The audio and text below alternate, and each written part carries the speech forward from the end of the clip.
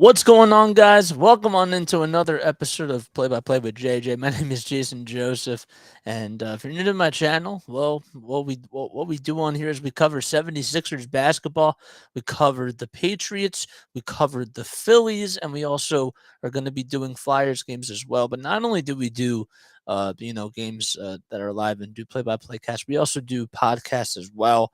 And I wanted to come on here and I wanted to just talk a little bit more about what happened on Sunday night because I really haven't really gotten a chance to just come on here and just literally pour out my thoughts on this game. So I wanted to just get the opportunity, and I figured, tonight the Sixers were off.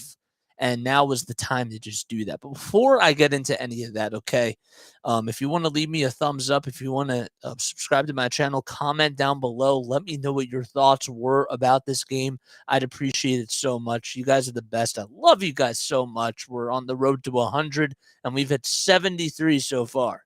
So I'm really proud about that. And we've been going for 2 months. This is week 9. With that being said, enjoy the show. Alrighty, guys. So this game on Sunday, it was a great all-time classic battle all the way to the end type of a game.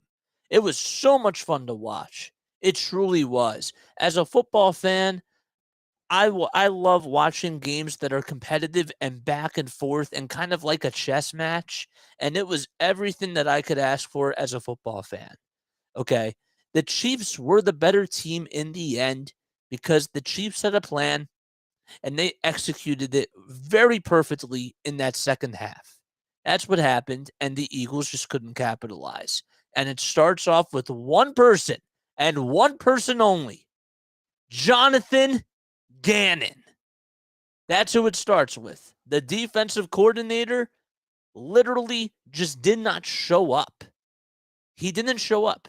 I bet you that I probably could have went out there and probably had a better defensive game plan than he did. Because while he was trying to, utilize that front seven a little bit more, and he tried to do that a little bit. The problem is that if the zone's like not working, you got to switch up a game plan, man. You have to make sure that if guys are wide open like Travis Kelsey and Marquez Valdes-Scantling and Juju Smith-Schuster, that just should not be happening. What about the play? I understand that the special teams also were atrocious too, and we'll get to that in just a little bit. But Isaiah McKinnon, man, how is he left wide open? How is he left wide open when you get that touchdown? That I don't understand. But that's where the Eagles really screwed up. That was their Achilles heel, and the Chiefs took so much advantage of it. And I got to tip my cap to Patrick Mahomes. I got to tip my cap to the running game with Isaiah McKinnon and Clyde Edwards-Helaire, and also really just Andy Reid. I mean, this is the same guy that literally like went out there and he put the team in a really good position, and he just like had the team run the ball. They were constantly running the ball, especially on that first drive. A lot of people expected them to pass, and running the ball was really such a huge effective thing, and it worked out for them. And they were absolutely dominant, with running the ball. And that played such a huge factor in the game.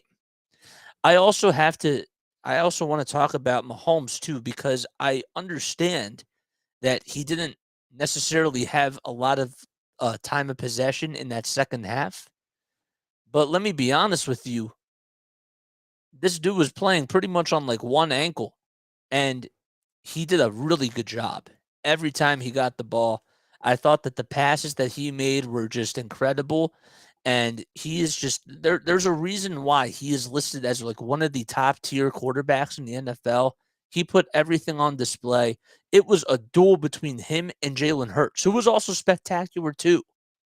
But I really thought that Patrick Mahomes went out there in the second half. He had a plan along with Andy Reid, and even though they didn't get the ball that much and the time of possession was in the Eagles' favor, they just did a really good job. And I have to tip my cap to them. Where the game I thought really got out of hand was when the Eagles were getting the time of possession and they were up 24-14, right? And all of a sudden, You have the Pacheco touchdown and the special teams, making that mistake. But I really thought that on that drive in the third quarter, you march all the way down the field, you kill about 8 minutes on the clock. You have to go for the 6, man. You got to go for the 6. You can't go for the 3. This is the Super Bowl, right? Like, this is the Super Bowl. You have to try to be a little bit more creative, because if you're settling for the 3 against Patrick Mahomes and Andy Reid, you know what they're going to do? They're going to come out and bite because they smell blood. And when they smell blood, that is not the type of position that you want to be in. When you're facing the greats like LeBron James or Bryce Harper, right? These guys that are like the top tier level types of players in their sport, that's not the position that you want to be put into if you're an opponent. And I don't think that that's what cost them the game, but I do feel like that was a turning point, along with the fumble too. The fumble return by Nick Bolton for that touchdown, and he played really well as well. But the reasons why that the Eagles lost and why the Chiefs won was because the Chiefs just attacked the holes in this Eagles team, and that was the defense, and that was also just outplaying them and doing a better job at running the ball and coming out there with a game plan and executing. Shane Steichen, I thought, had a really good plan too. And Dallas Goedert and Jalen Hurts and A.J. Brown all made some incredible plays. How about that 45-yard pass that Jalen made to A.J. Brown? Like, that touchdown pass was beautiful. You couldn't have thrown that ball any better. And the fact that Jalen has just made all of these types of improvements compared to last year, it does show that he is a top-tier quarterback. He was sensational. He screwed up one time. He had the fumble. You can't you have to blame him for that. But the Chiefs did capitalize, and he still played very well. Now, the reason why that the Chiefs won was not because of a bad ref call. The Eagles most certainly could have had a game-winning drive, for sure. But that's not why you won. Why you won is because your offense just kept they kept you in this game. And you took advantage of the Eagles' defense, the poor defense, and your defense actually made stops at the right time. That's what happened. And I know that, I come from like the Philly area, so I was out of the bar, and I understand that the whole vibe, was really tough, but the Chiefs were just the better team. They played really well. Like, let's just take a look at some stats here. Okay, first of all, the Eagles had no sacks. They had no sacks. None. This dominant defense that was compared to the Chicago Bears from the 80s, man. Where was that? That didn't show up.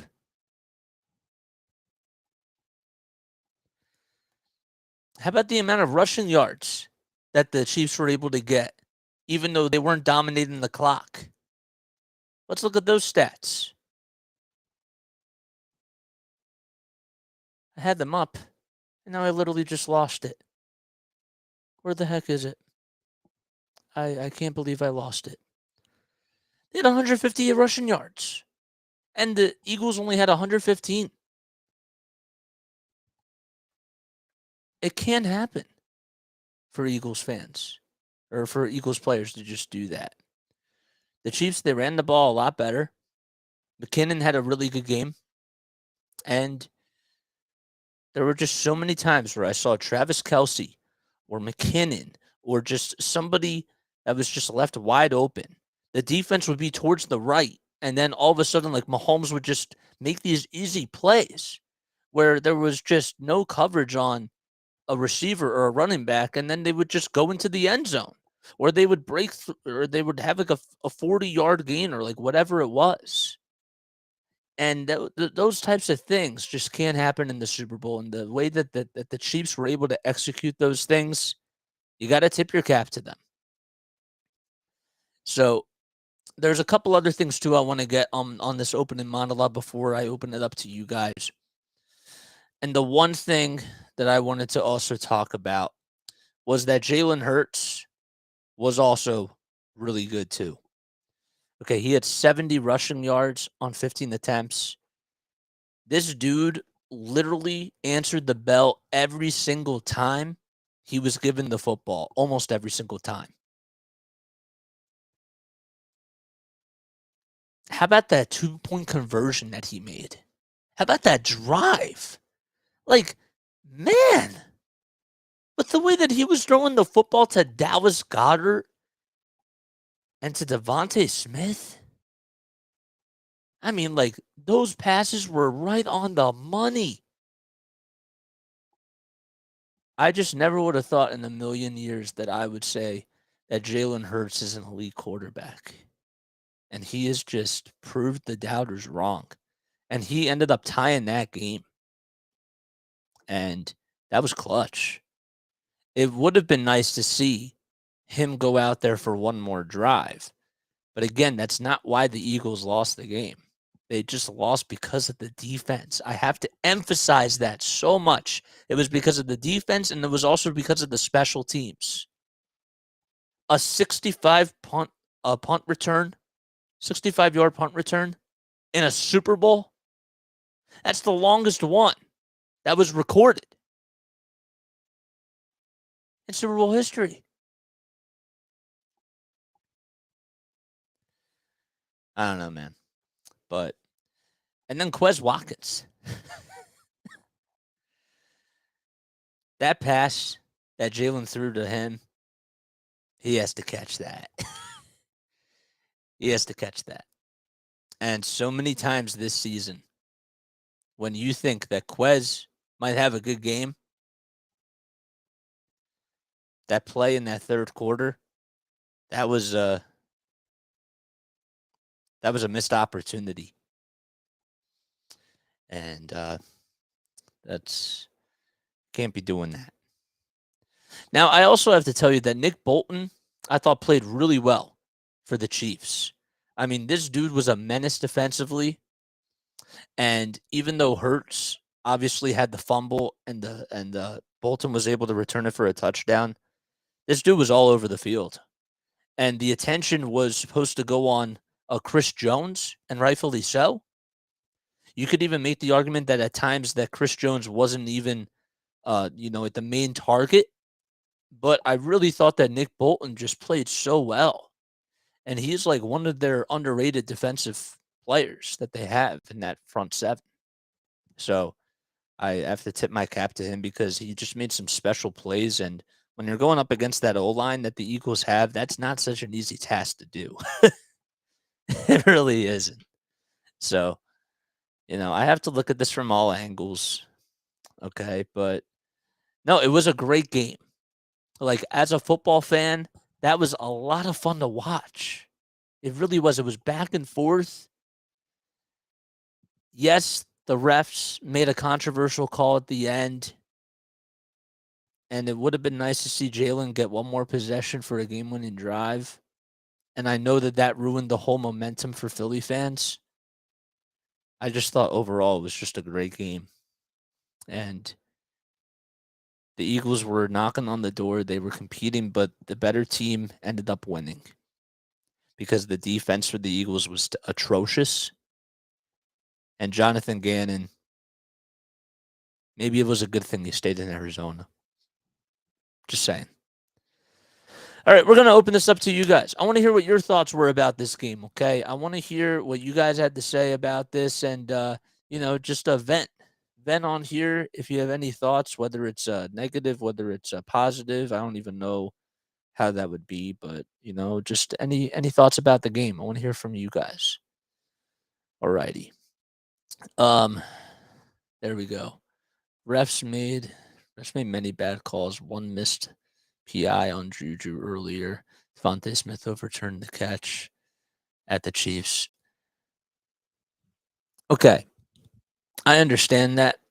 The refs are always going to be like talked about with this game. And as bad as they were, like that's not the reason why the Eagles lost. It played a factor, okay? And like if we turn back the clock, okay, and if we were to go back in time, we probably could have had a different outcome and maybe that could have changed the tides. Okay? So what so I understand that, but it's also just like a loser mentality. And I keep bringing that up because if I'm out there on the field, right, and I'm playing the game and I'm just saying to myself, I'm being like the 49ers saying that, the reason why that they lost was because of the bad calls and because of this and that. Like you're making up excuses and you got to hold yourself accountable at the same time. So two things can be true. That's the way that I just look at things, but that that's just I think that the thing that I'm just trying to say is that, like, while yes, it played a factor, we can't just keep blaming the refs. But we also have to acknowledge that the refs didn't have their best game either. Um, let's see. Let's see what else we got on here.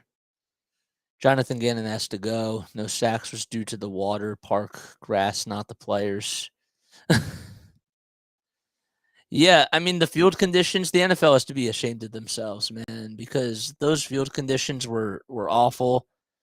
But again, like as bad as those field conditions were, it's on the players. It's on the coaching staff. Like you have to put the defense in the right positions.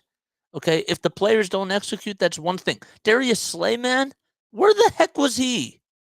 How come there were so many times where I thought that the matchup was going to be him against Juju Smith-Schuster, and I couldn't find Darius Slay on the field because I was trying to look for him, and he would be MIA at times. Now, yes, part of that goes to Gannon, right? But also, like, you're supposed to be a top tier cornerback in this league, and you haven't really been performing at the highest level over the last month or so. But still, like, you got to be there. Somebody had to make a stop on that defense, and nobody was able to do it. No one. That's why this team had no sacks. And they couldn't pick off Mahomes. And it literally just reminded me of the game that the Eagles played against Kansas City last year in the regular season because it was just day and night for Patrick Mahomes to just operate. He had so much wide open space. He didn't have anybody coming on him. There was no sort of panic. He could literally just stay in the pocket for as long as possible. And yet there was no pressure coming. It's just crazy stuff, man. But he didn't have his best game, but I'll tell you what, he looked poised in that second half. He looked hungry. And while the running game was established and they did a really good job, he made the right plays when the game really came down to the wire. I don't know what else to say about that. It is interesting to me how, you know, with the time of possession of the game, right? The Eagles won that by so many minutes. You would think that if the Eagles were able to put up 35 points and they were so dominant with the clock that they would win this game. But the problem is that the strategy really just comes down to like who's going to score last. And the Chiefs just did it. And the momentum changer was just when Jalen fumbled. That really like sucked the game out. And when Nick Sirianni decided to go for the three again, when he went for the three, that wasn't why that they lost, but that did play a factor. You can't be settling to do that in the Super Bowl, man. You have to be aggressive. You remember when Doug Peterson ended up going with the Philly special? That took guts. He literally said, you know what? Let's go for Philly here. And they went for the touchdown right at halftime. And that was a huge, huge momentum changer for the Eagles. And if that didn't happen, the Eagles could have lost. So,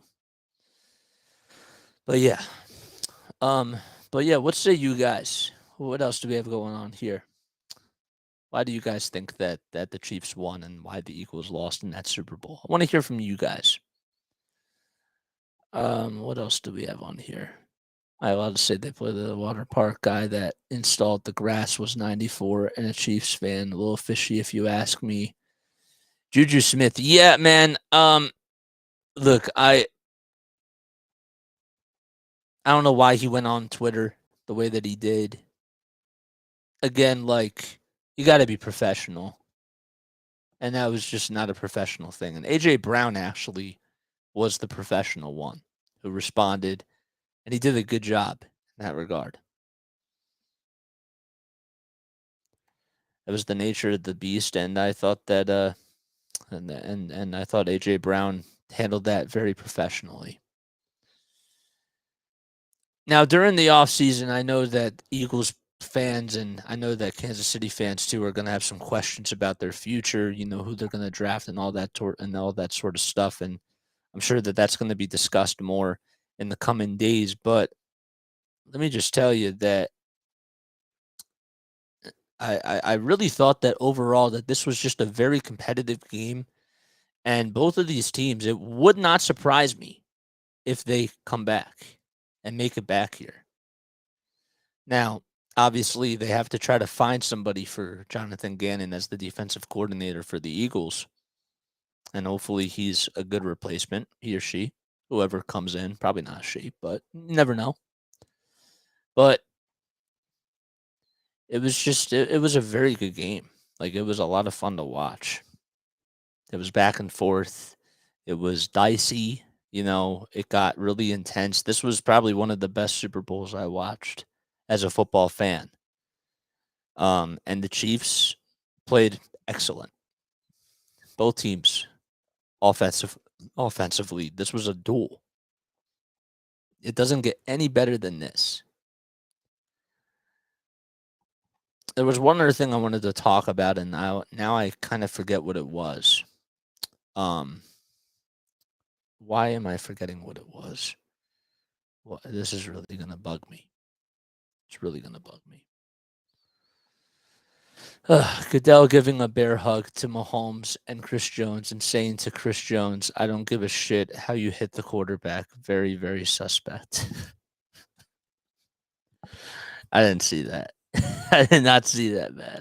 I didn't see it. The Juju Smith, yes. Yeah. That was the Happy Valentine's Day one. That wasn't professional. And he had no right doing that. He just didn't. But there was one other thing that was like in my head that I wanted to talk about with this game, and now I can't seem to remember what it was. Can't seem to remember. Oh yeah, the halftime show. I was disappointed. I was really disappointed with how it went. I expected it to be, I don't know, a little bit more flashy, if that makes sense, from Rihanna. You know, like, she's Rihanna. And I was a little bit upset, first of all, like, with the song choices. I wanted to hear, and maybe it's just me, I wanted to hear "Please Don't Stop the Music." That's like, I understand that she has a lot of hits, but I wanted "Please Don't Stop the Music." I really did. And "What's My Name?" I didn't hear "What's My Name." Did anybody else hear that? I didn't hear it. I wanted to hear that one. So, but yeah. It's just amazing how when you're up by when you're up 24-14, you know, going into going into halftime, you just were able to give up 17 points in that fourth quarter. While yes, Patrick Mahomes is great, the way that it just looked, the way that it looked was just like, damn, where the heck was the Eagles defense? But again, Andy Reid deserves credit for the play calling. And while he made some controversial mistakes, going for the 3 earlier in the game with Harrison Butker, that was a controversial decision. The Eagles just made more mistakes. And it came down to the old classic cliche. The team that's able to capitalize on the mistakes is going to come up and they're going to come out victorious. And that's what happened. I probably have said that term about like 5 or 6 times tonight. So, alrighty, but that's pretty much going to wrap things up. It was a great game, and I really enjoyed myself. Even though I feel for Eagles fans, but also the Chiefs they played a really good brand of football. And Patrick Mahomes, there's a reason why he's Patrick Mahomes. He is an elite quarterback.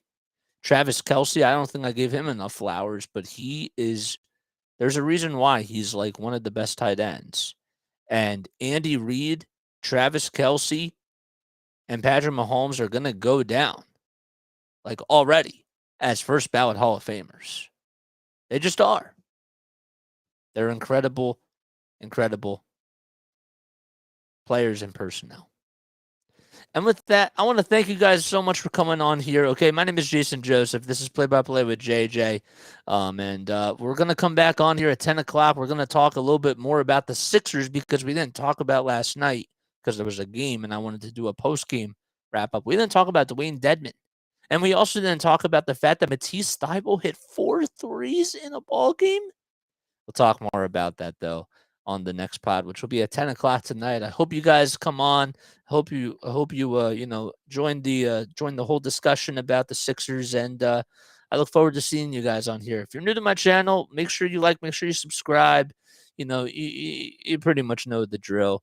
We come on here, we call Sixers games, we call Phillies games, we call Patriots games, and we also are going to be doing Flyers games. We're going to start that on Saturday. We're going to be doing 1 Flyers game per week, and I'm really looking forward to it. I'm also going to bring on a guest for Sunday for the post-game show because that's going to be at 10 o'clock at night, and I don't want to do a post-game show at like 3 o'clock in the morning. That just doesn't sound fun. But thank you all so much for tuning in. I'm going to stop rambling, and I will catch you all on the next one. You guys are the best. I love you guys.